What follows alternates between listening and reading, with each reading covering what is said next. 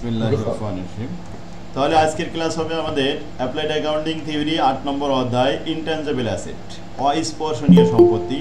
এই অস্পর্শনীয় সম্পত্তিতে আমাদের সিলেবাসে দেওয়া হয়েছে গুডউইল, কপিরাইট, ট্রেডমার্ক।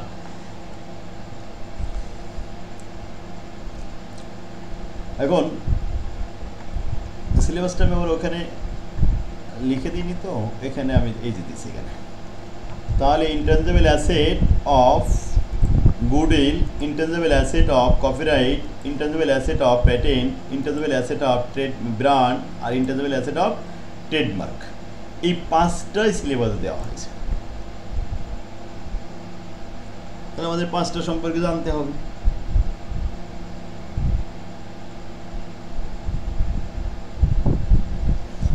প্রথমে গুডউইল।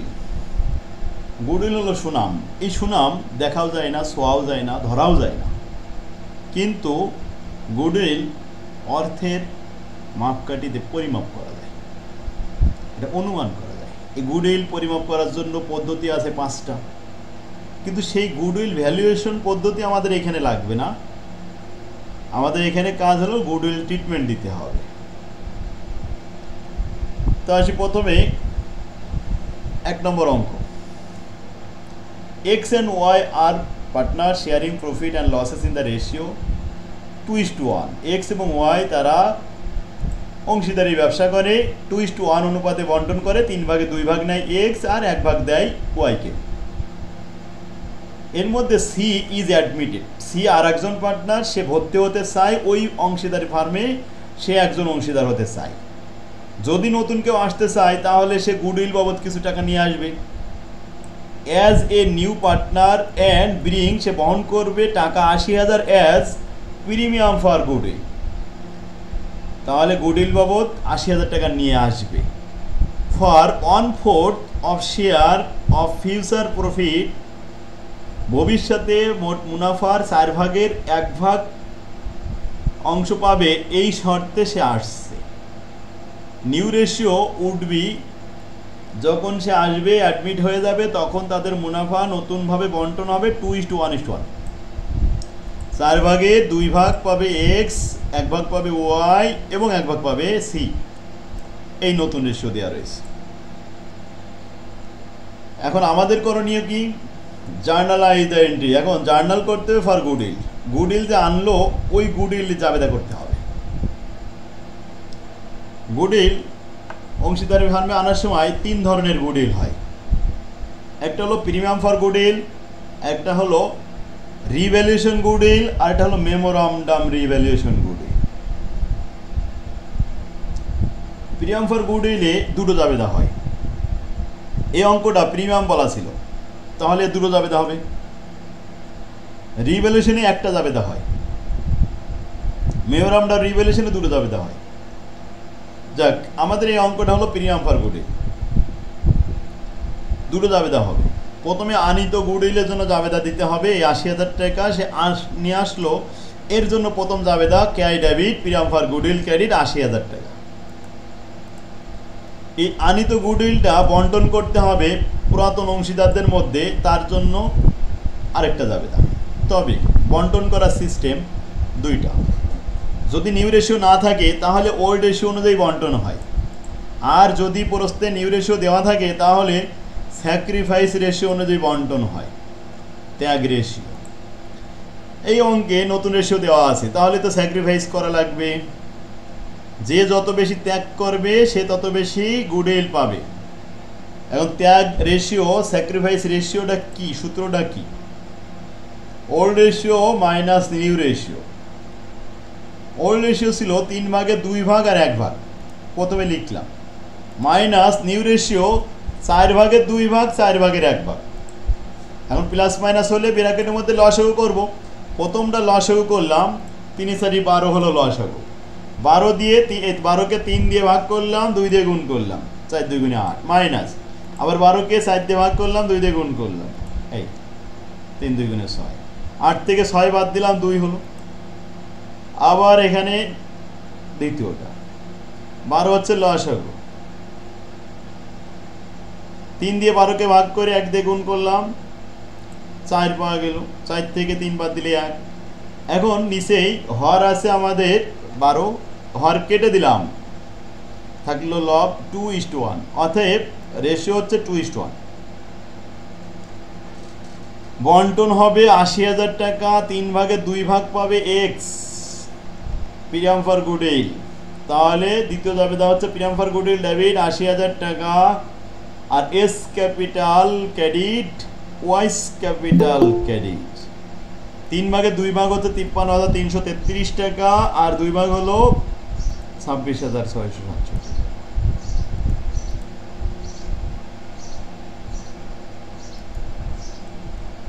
ব্যাস, বন্টন করা শেষ। আচ্ছা, গুডউইল সাধারণত আমাদের এই ধরনের পার্টনারশিপের অঙ্কগুলো বেশি দেয় না। 2 নম্বর অঙ্কটা আবার দেওয়ার মতো, এইটা একটু দেখেন। On July 1, 2015 Arif Hasan corporation purchase ক্রয় করেছে গ্রিন লাইফ কোম্পানি ক্রয় করে নিয়েছে। যখন কিছু ক্রয় করা হয় তখনই কিন্তু এই গুডউইলের ভ্যালুয়েশনগুলো আসে। বাই পেইং টাকা 6 লাখ, ওখানে 6 লাখ টাকা সে নগদ টাকা দিয়েছে। অ্যান্ড ইস্যু 2 লাখ, এবং issue a note payable, 2 lakh টাকা নোট পেবেল দেবে to Green Company Limited at July 1, 2015। The balance sheet of Green Company was as follow, নিচে দেওয়া হলো।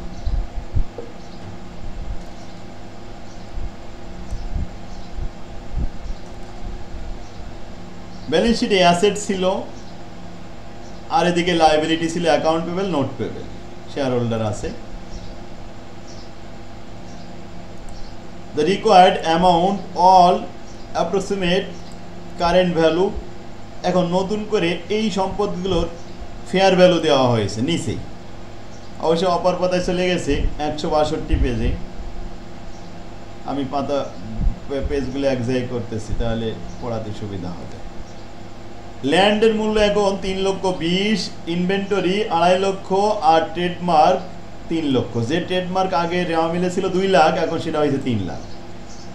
ইনভেন্টরি, এই ইনভেন্টরি আগে ছিল 2 লাখ, এখন হয়েছে 2.5 লাখ। ল্যান্ডের দাম ছিল 2,80,000, এখন হচ্ছে 3,20,000। আচ্ছা, এখন বৃদ্ধি পেয়েছে, বৃদ্ধি পাক আর কমে যাক এটা বিষয় না, ফেয়ার ভ্যালু যা থাকবে আমাদের সেইগুলোই নিতে হবে, আর যার ফেয়ার ভ্যালু থাকবে না সেটা ফেস ভ্যালু থেকে নিতে হবে।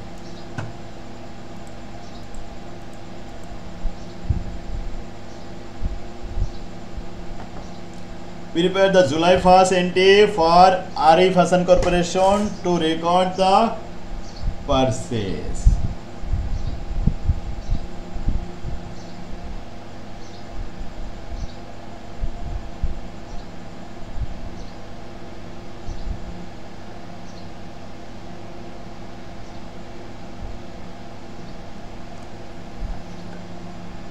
তাহলে ক্রয় করার ফলে কয় টাকা আমাদের গুডউইল হবে, এগুলো আমাদের আগে জাবেদা দিতে হবে। জাবেদা দিয়ে আগে, জাবেদা দিলে বুঝতে পারবো কয় টাকা হয়েছে গুডউইল কিংবা ক্যাপিটাল দিতে। আরিফ হাসান পেয়েছে ক্যাশ, রিসিভেবল, ইনভেন্টরি, এগুলো সব পেয়েছে, এগুলো সব ডেবিট। আর দিয়েছে কয় টাকা? ক্যাশ দিয়েছে 6 লাখ টাকা, আর নোট পেবেল দিয়েছে 2 লাখ টাকা। ক্রয় করার সাথে সাথে এখানে অ্যাকাউন্ট পেবেল আছে 10 লাখ, এটা দিতে হবে, পাওনাদারদের দিতে হবে। নোট পেবেল দেওয়া লাগে না, আর ওনার সিকিউরিটিটা দেওয়া লাগবে না, ওইগুলো দিতে হবে 10 লাখ। তো প্রথমে ডেবিট যা হয়েছে সব লিখলাম, cash, receivable, inventory, land, building, equipment, trademark. আর পেইড করেছে অ্যাকাউন্ট পেবেলকে দিতে হবে 10 লাখ, নোট পেবেল দিতে হবে 2 লাখ, আর ক্যাশ দিতে হবে 6 লাখ। ক্যাশ দিছে অলরেডি। এই 6 আর 10, 16 আর 2, 18 লাখ। এ পাশে 18, আর এ পাশে দেখলাম যোগ করে বেশি হয়ে গেছে, 3,40,000 বেশি হয়ে গেছে। সম্পদ বেশি, তাহলে আমাদের লাভ হয়েছে না লস হয়েছে? লাভ হয়েছে। লাভ হলে ক্রেডিট পাশে আসবে, কয় টাকা লাভ হয়েছে? 3,40,000 লাভ হলে ক্যাপিটাল রিজার্ভ। আর লস হলে তখন এই পাশে আসতো 3,40,000, এই পাশে লিখে এটা দেখাতাম গুডউইল নামে। লস হলে গুডউইল দেখাচ্ছে মালিকানার এটা বেশি হয়ে গেল আর সম্পদ কম হয়ে গেছে, তাই লস হয়ে গেছে। যে কয় টাকা লস হবে সে কয় টাকা গুডউইল। আর যদি লাভ হয় তাহলে ক্যাপিটাল রিজার্ভ। এই অঙ্কে ক্যাপিটাল রিজার্ভ হয়েছে 3,40,000 টাকা, তাই লিখেছি capital reserve balancing figure BF, বুঝতে পারছেন? যাক, একটা দাবেদা হলো। এরপরে বি নম্বর বলছে prepare the December 31 entry for Arif Hasan corporation two record the amortisation of intangible asset. The intangible asset trademark, এখানে ট্রেডমার্ক আছে 3 লাখ টাকা হয়েছে। Has an estimated useful life of 4 ইয়ার, এর আবার আয়ুষ্কাল ধার্য করা হয়েছে 4 বছর। উইথ এ রেসিডাল ভ্যালু 60,000 টাকা রেসিডাল ভ্যালু। তো আমরা এখানে লিখলাম 3 লক্ষ টাকা মাইনাস 60,000 টাকা রেসিডাল ভ্যালু বাদ দিয়ে 4 বছরে 4 দিয়ে ভাগ করলাম, এতে ফলাফল আসলো 60,000 টাকা। এটাকে আবার 12 মাস দিয়ে ভাগ করে 6 মাস দিয়ে গুণ করলাম, এতে হলো 30,000 টাকা। Amortisation expenses debit trademark.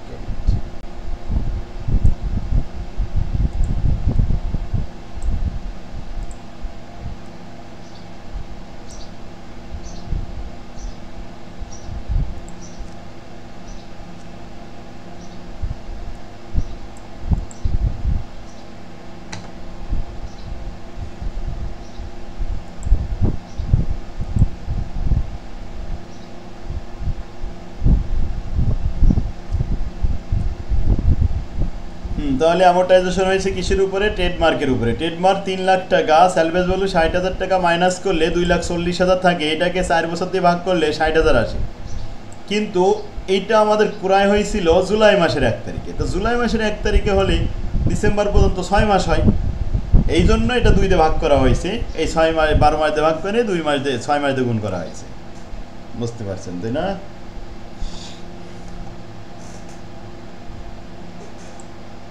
3 নম্বরে আসেন। September 1, 2014 Drug Corporation acquire Dragon Enterprise for a cash payment of 7,50,000 টাকা। At the time the purchase Dragon balance sheet showed the asset of 6,20,000, the liability of 2 লক্ষ টাকা অ্যান্ড ওনার সিকিউরিটি 4,20,000 টাকা।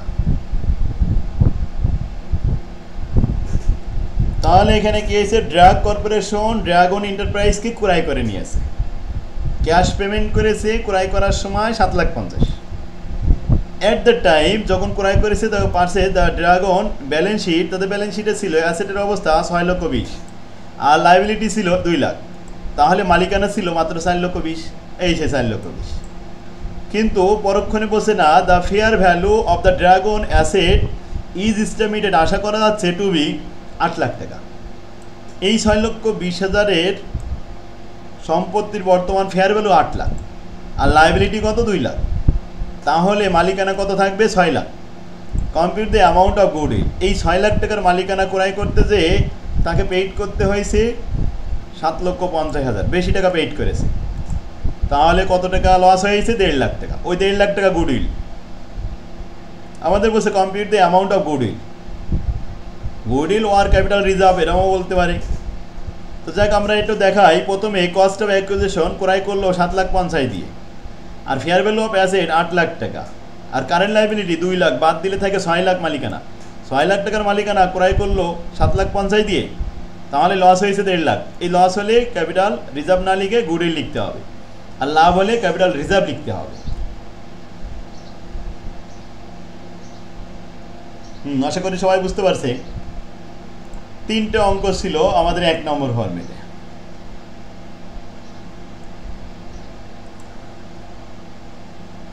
তিনটেই পারবে তাই না?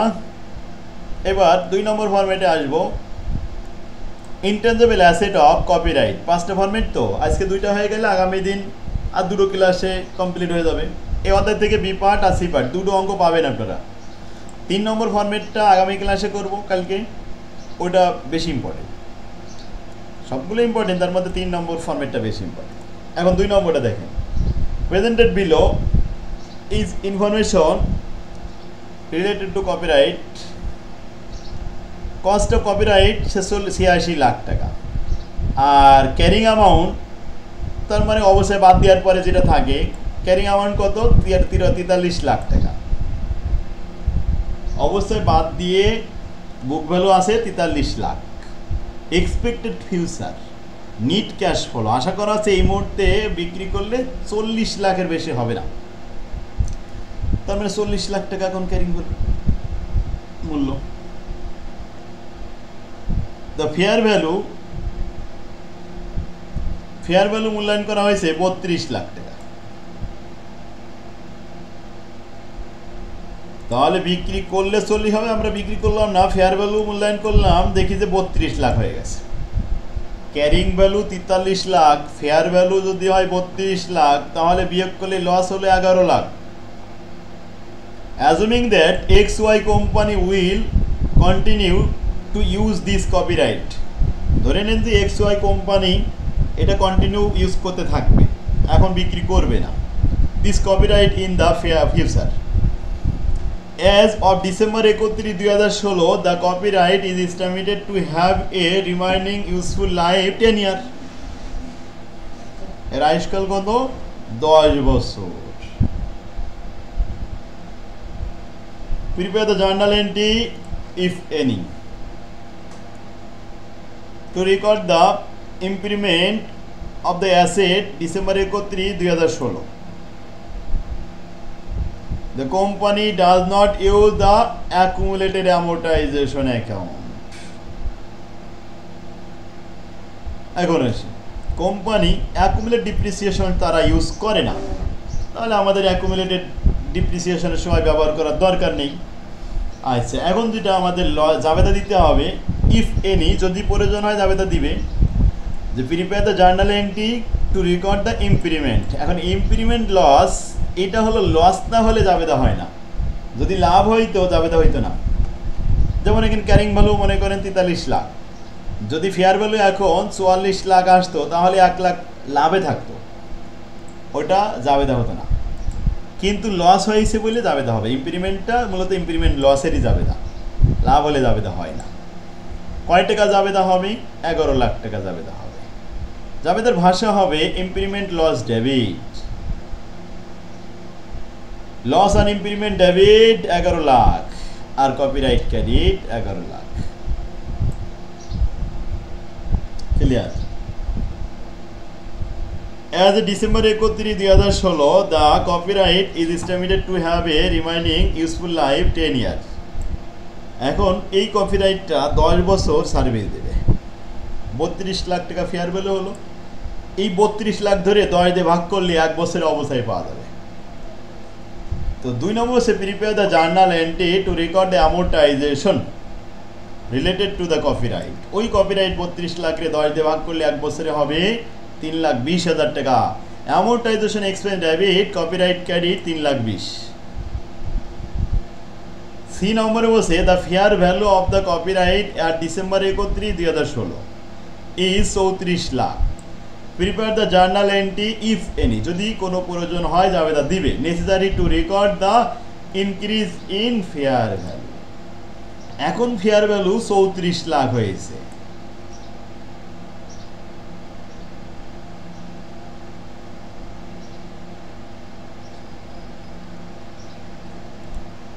এখন ফেয়ার ভ্যালু কত হয়েছে?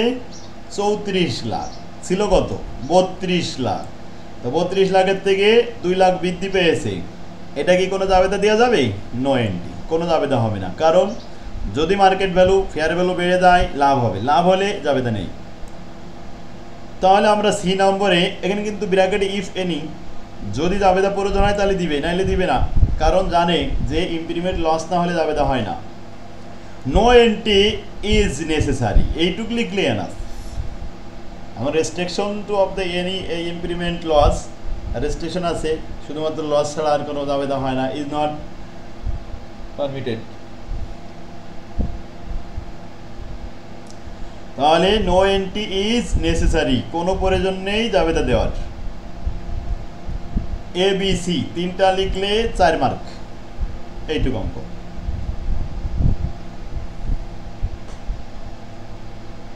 দুই নম্বরে a block of unit was constructed for you 5 years ago at a cost of টাকা 12 লক্ষ